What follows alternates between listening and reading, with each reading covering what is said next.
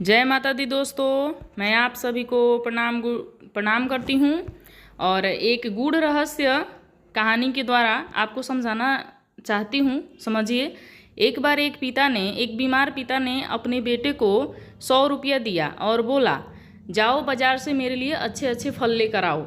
बच्चा गया और रास्ते में उसे एक मदारी का खेल मिला। वो मदारी का खेल देखने लगा।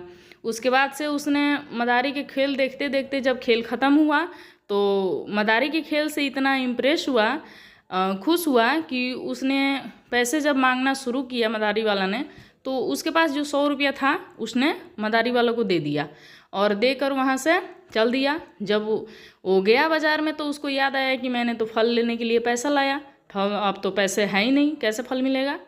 फल तो नहीं मिला, वापस हो गया। अपने पिता बोले कि बेटा कहाँ है फल, तो उसने बोल दिया कि पिताजी फल नहीं मिला। क्यों नहीं मिला, तो बोल दिया कि मैंने मदारी का खेल देखने में पैसे दे दिए। तो अब समझिए पिता क्या कह सकते हैं, पिता उनके कुछ नहीं बोले। तो आप यही हाल हमारा है, ठीक है। हमें विधाता ने 100 साल का उम्र दिया है, 100 साल समझिए या 60, यही 70-80 जो हैं। तो हम आते हैं विधाता से, भगवान से कह के, माता रानी से कह के कि हम जाएंगे तो अच्छे अच्छे कर्मों का फल बिटोर कर लाएंगे और आपकी भक्ति कर आपका गुणगान करेंगे। लेकिन जब हम धरती पर आते हैं तो हमारी मान लीजिए बच्चे, शादी, परिवार, ये सब क्या है, ये सब मदारी का खेल है और इसी में हम रह जाते हैं, ठीक है। जवानी समझ लीजिए कि ऐसे हंसने खाने और खेलने में बीत जाती हैं और हमारे शादी विवाह के बाद हमारे परिवार में निकल जाते हैं और जब हम बूढ़े हो जाते हैं तो हमसे कुछ होता ही नहीं है। तो हमारी उम्र ऐसे ही ख़त्म हो जाती है, फिर हम धरती से चल देते हैं।